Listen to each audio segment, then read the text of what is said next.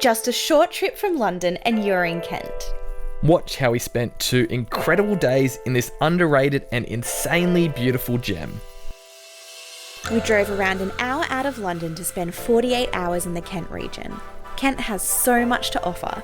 From the beautiful city of Canterbury to the historic castles of Dover and Leeds, we felt like this spot isn't spoken about nearly enough. We're here in Canterbury, the only city in Kent which is famed for its medieval city centre, cobblestone streets and timber-framed houses. We're really excited to stroll around this beautiful city, and we're going to stop by a couple of really important religious sites. It's going to be a great morning. We'll take you along with us. We started our time in Canterbury walking around the beautiful medieval town. This city was just fantastic. The colourful houses and the timber-framed buildings hark back to Canterbury's Tudor history.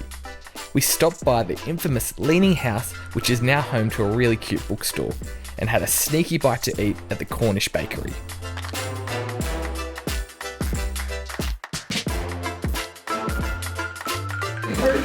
What flavour's that?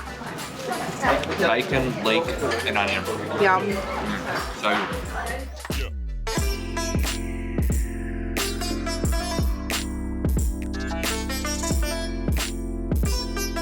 Our next stop was definitely the star of the city, Canterbury Cathedral.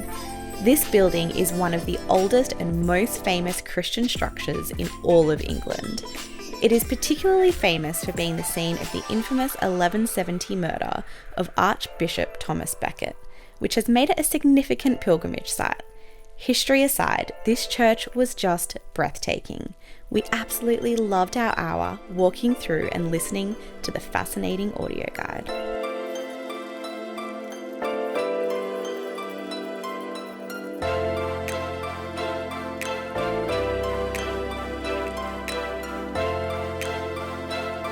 We are here at St. Augustine Abbey, which is a really important historical site here in Canterbury and part of the World Heritage Walk. It is considered to be one of the birthplaces of Christianity here in England. It is absolutely stunning, a really beautiful place to go for a walk around. before leaving this beautiful city, we went for a quick walk around the quaint river Stour that surrounds the Old Town. This was an amazing way to finish our time in the city.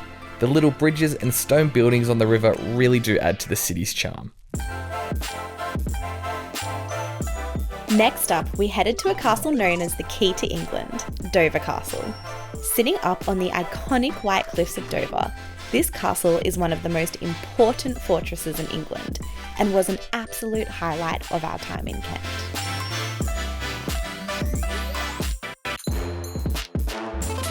We are here at Dover Castle. Built at the request of King Henry II to make sure that he had somewhere opulent enough and impressive enough to meet the guests that were doing a pilgrimage to the cathedral in Canterbury. Which we're also going to be visiting in this vlog. It is so beautiful, perched up here on the mountain with the ocean breeze. So we're doing a pilgrimage to the cathedral though, why can't we go stay here tonight? Maybe we're not important enough. Got nice lodgings, but not quite this nice.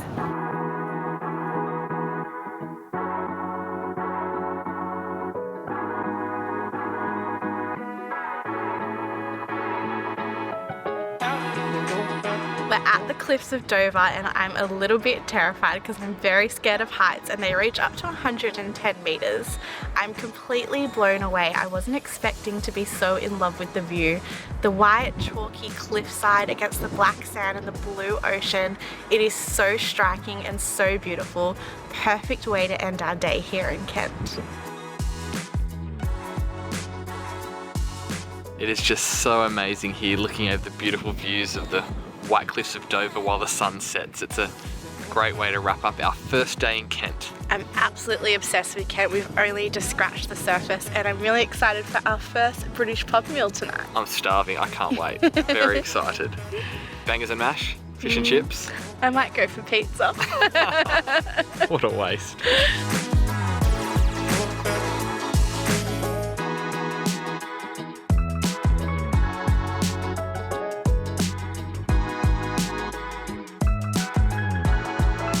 We're here in front of the beautiful village of Aylesford, really because we kept seeing this photo of Kent, which is this beautiful 14th century bridge with the village behind it, and we really wanted to go capture that shot.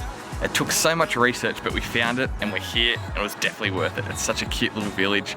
The 14th century bridge is amazing, and we got the shot. We popped into the cute as a button Chequers Inn for a full English breakfast in Aylesford, fueling us up for a big day of castle explorations.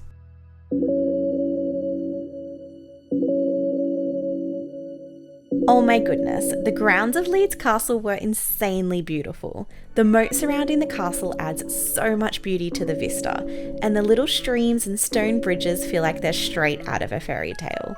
We spent a good 2 hours meandering around these grounds.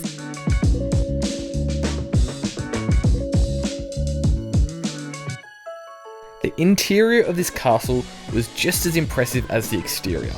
Still decorated in the style of the famous Lady Bailey, these luxurious rooms were well worth a visit. I think our highlight was probably the library.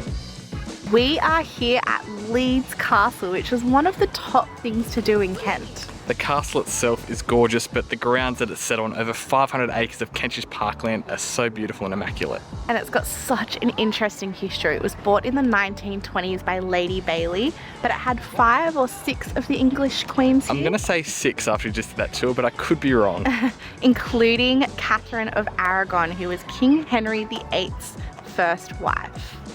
But it's a super beautiful grounds that we're set on. We're about to go check out the maze now, so hopefully don't get stuck in there and get lost. We'll take you along with us. See you there. The maze that almost got us. Now, how to get out? That's the question.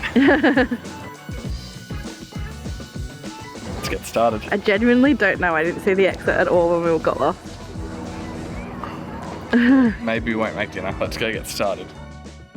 It's been about 25 minutes and we're no closer to getting to the centre of this maze. I'm a little worried that the sun might set soon and we're going to be trapped here forever. Clue number 2. Clue number 2. Which direction is this one telling us to go? Okay, that way.